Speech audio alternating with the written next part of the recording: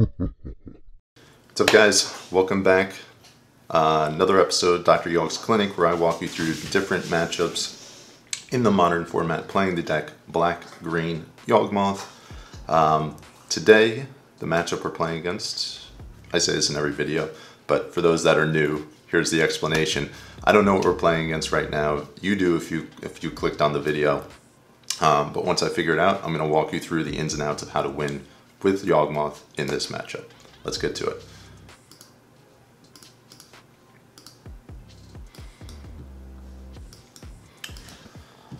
Alright, so we see a Yorion on the other side of the table, so we're thinking a Yorion Blink elemental deck of some sort. I've been playing against a lot of Solitude decks this league. It's been a challenging league. So this hand, we're on the play. This is definitely more of a consideration on the play versus on the draw. If we pull a second land, I think we're pretty good. If we don't, we are likely in a lot of trouble.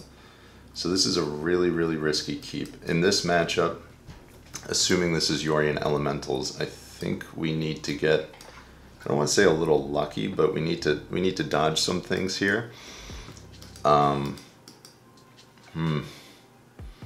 On the draw, this would definitely be shipped because they have run in 6, so we don't want to get our birds run in 6'd. I'm going to keep it. I'm going to give it a try. We'll see what happens. This is really, really close. I'm actually going to screenshot this and post this to my Patreon, which if you are not a Patreon subscriber, feel free to head over there and do that. It's an excellent way to support me. Things like this, I'll post and I'll give some commentary about mulligan decisions and whatnot. So we're going to fetch an Overgrown Tomb. We're going to try to fix our mana in the early game a little bit here. I think it's likely that this bird does not live, but we're going to keep our fingers crossed. Let us see. Alright, it lives. Alright, so this thing tells us that they're playing Icefang Coatl, so we need to be conscious of that as we're making our attacks. That was ideal. So we're going to play our Grist out here. So this hand actually, it worked out quite well. Yeah, so this hand's looking really, really strong now, because we can, depending on what happens with this Grist, we can go Geist, Young Wolf, uptick the Grist next turn, and then we'll have a Chord for a Yawgmoth after that, or we can just hardcast our Yawgmoth. Or we can just hardcast our Yawgmoth next turn and go from there. Okay, so not playing out a Wrenn and 6. Stoneforge. Oh, so this is not what we thought it was. This is something completely different. In which case, I think we're okay. Let's see what they reveal here. Okay, they revealed a Cauldron, which is one of my least favorite cards. I think that card is stupid. Alright, so we can stick our Yawgmoth at this point, which we are going to do, and we're going to kill the Stoneforge so they can't get the Cauldron out.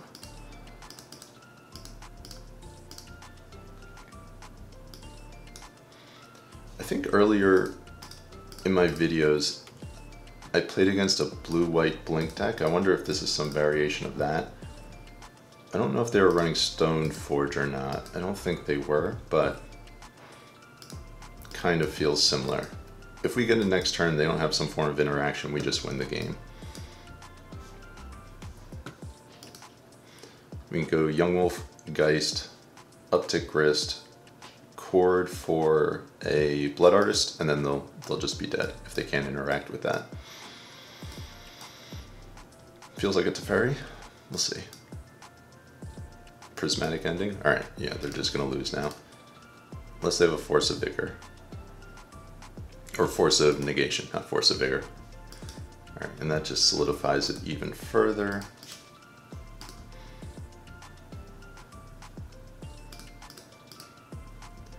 The reason I'm playing the Wall out first is because it's essentially a free spell with Chord of Calling. It makes up for itself mana-wise. Yeah, so they scoop on seeing that. We actually would have needed to draw a couple of cards to be able to evoke out the Endurance before we could Chord, but I mean, we had 14 life to play with, so I think we would have gotten there. So that worked out well. Because this feels like a little bit more of a controlling variation of a Blink deck, I don't know if we want our Necromentias or not. I'm lagging a little bit.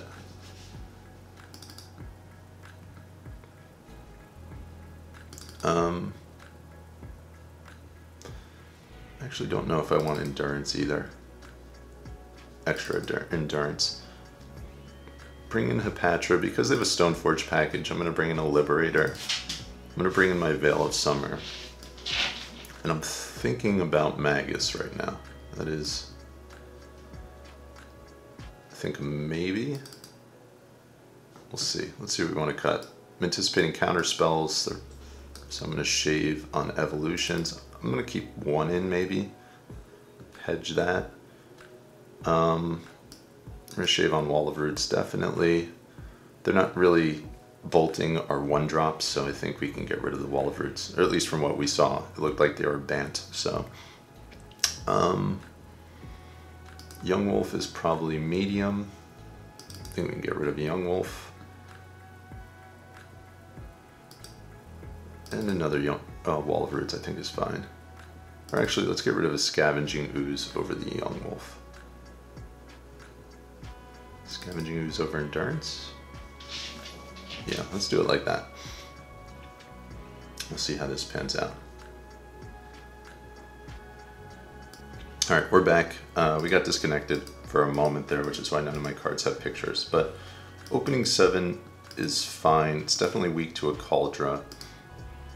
But I think it's a keep still. So we'll give it a try, see what happens here.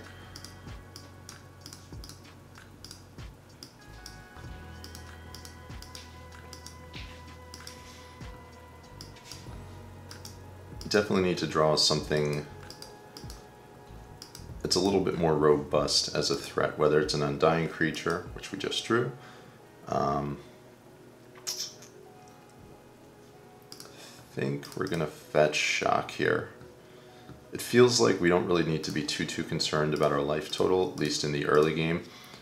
So we can use that as a resource to fix our mana a little bit. Leading on basic island is kind of weird. Hopefully no. Alright, ending is fine. They've got 2 basics, so they're insulated against a potential Magus if we were to cast one. Here, I think I'm gonna fetch and just get a basic forest, and then we'll swing in with our Geist here.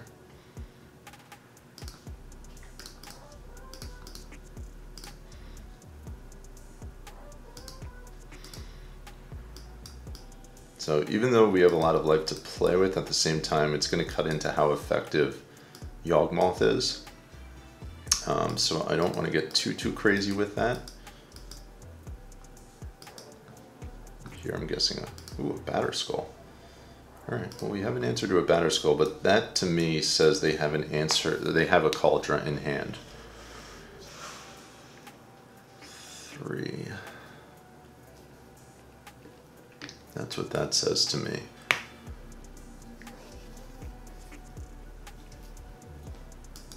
Alright, so here, so I can go Liberator, end of turn Chord for a Dryad Arbor, and then next turn get a Yawgmoth, which I think might be the move, and then this also gives me the opportunity to leave Liberator up if I want to get something else.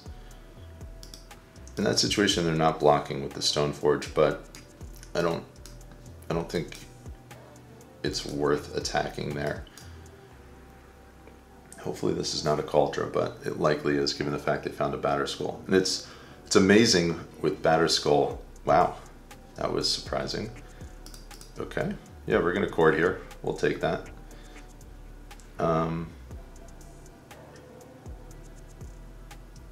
I think we'll just get a basic. given the fact we're anticipating a Cauldron, I'm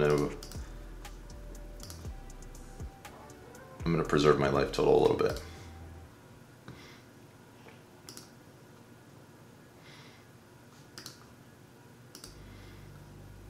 It's amazing, I was in the middle of saying this, it's amazing how little you see Batterskull now. That used to be like the equipment, the beater of choice when it came to equipment. And now it's like non-existent with Cauldron in the format. So Evolution, I think we only have one in the deck. That was actually a really good draw. Assuming they don't have a Force of Vigor here. So I think I lead by attacking the Teferi. If they block with Stoneforge, we're okay with that.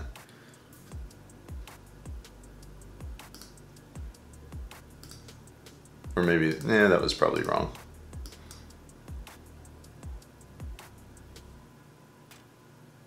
Oh wow, they did block. That's surprising. Okay. So here we're gonna Geist. I was not anticipating that. That was probably a mistake. I probably should have swung in with the Geist as well. Alright, now I think Yawgmoth is just the move there. Alright, and they scooped. It was pretty uneventful. Yeah, so we 3-2'd that league. One of our matches that we lost was because we timed out, which was, if you watched the last video, that's what that was. But I think we could have won that match had I not been so low on time, which was partially a byproduct of talking to you folks. I've never actually timed out with this deck otherwise. But that's okay. I'm not going to blame it on you guys. It's my fault. I should have been paying attention to it. Yeah, so let's talk about the deck list a little bit now that we got some extra time, because that match was really, really quick. And please excuse, I mentioned this in the last video as well. My dog is licking himself in the background, so if you hear weird noises, that's what that is. Yeah, he forces himself into the room while I'm recording, so there's nothing I can do about it. Yeah, so I have a 3K next weekend, and this is what I am likely going to be leaning towards with regards to playing. The big things that I've been working on recently have been tinkering with the mana base. Specifically, I wanted a mana base where my black mana was consistent on turn 2 to 3 in terms of hitting double black. So I actually added in a second Twilight Mirror, and I cut a fetch land, which is essentially the same thing because you can fetch for an Overgrown Tomb, which gives you that mana. But I feel like the mana base deals us a little too much damage, so I wanted to cut back on that for decks against decks that were aggressive. So that's why I did that. I think double Boseiju is really important right now, specifically for the blue-red Murktide matchup. They've brought in Unlicensed Hearse. Might not be something that they keep forever, but for now that card's really good against us, and I think we need answers to it. So that's why I think double Boseiju is really important. Otherwise, you know, I was toying with the idea of going back on a Yavimaya in the deck. 1 drop's pretty standard. I haven't changed anything there. 2 drops pretty standard. 3 Wall of Roots, 1 Prosperous Innkeeper. The Scavenging Ooze versus Hepatra. I just want another way to gain life in the main deck, which is why I have the Ooze over the Hepatra. And I don't want to compromise my 1 drops, i.e. running a Gilded Goose, to put Hepatra in the main deck so I have extra life gain. Give me 1 moment. Get out of here.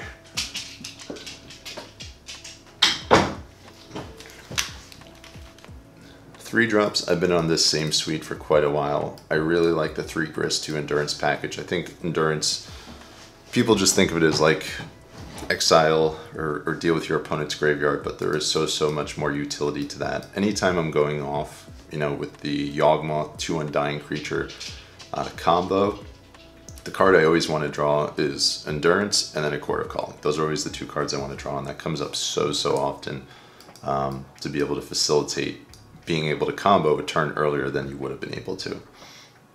4 Chord, 4 Yawgmoth, standard. Nothing new there. The sideboard, yeah, I mean, this is pretty pretty stock for me at this point. I've been running the 2 Thoughtseize, 2 Necromentia package for quite some time. There's a consideration to go up to 3 of either of those. They're both really, really strong. So I might switch that up and go up to 3 again. I might cut the Veil of Summer and go up to a 3rd Thoughtseize, specifically for like a 4-color elemental matchup. I think that's where that card is the best. But even then, it's not super impactful because they just have so much card advantage. But sometimes it makes a difference. Nabbing a Renin 6 out of their hand early game, or stealing an Ephemerate. Magus of the Moon I've actually come around on that card. I didn't like it initially, but it just gives you the opportunity for so many free wins that I think it's worth a slot in the sideboard. Sometimes when Tron or Amulet can't deal with it, it's just game over. So it's I think worth considering. Veil of Summer, initially when I started playing this, it was really strong. Now I haven't had it do as much recently, but it's a maybe. It's either the 3rd Thoughtseize or the 1st Veil of Summer. The rest of this stuff, I added a 3rd Force of Vigor over the 2nd Crime Punishment. The reason being is because when I was in matchups against artifacts and enchantments, with the exception of Enchantress, I always find myself wanting Force of Vigor when I draw Crime Punishment. So I feel like the 3rd Force of Vigor might be better than the 2nd Crime Punishment. I'm not 100% sure, but I think it's good enough. I think it's the better card to play. And lastly, Hapatra. This is the true flex slot of the sideboard. I'm not 100% convinced that this belongs in the sideboard. I feel like, once again, the slot could be better used with a 3rd Thoughtseize or something else. But I like Hapatra. I think it's a really powerful card in our deck, and I like having access to it, but as a sideboard option, I'm not sure that there's that much utility that you want to be bringing it in. So that's kind of my thoughts on the deck list right now. The cards I'm considering changing over the course of next week would be these 2 on the side, Veil of Summer and Hapatra. And then the mana base, the only thing is the 2nd Twilight Mirror over the 6th fetch land. The rest of the main deck is pretty locked in. So that's my list right now. This video is a little bit shorter than typical. Our opponent scooped really early in the match, but hopefully, giving you some insight into the deck list made it worthwhile sticking around and watching the rest of it. If you guys haven't done so already, please hit the subscribe button. Subscribe button. Give me a thumbs up. Leave me a comment. Let me know what you thought about the match, about my deck list. If you have any thoughts on deck construction or sideboard construction or anything like that, feel free to put your thoughts in the comments below. I also have a Patreon account. There's a bunch of free assets over there. I'll post stuff regularly over there. I don't know if I mentioned it in this video. I think I did. So head over there, check it out, and your support is greatly appreciated. Feel free to reach out to me on there. If you have any questions about anything, I'm happy to help. So that being said, this is Brandon Osborne, Control for Days. Thank you for tuning in. I will see you guys next time. Be well.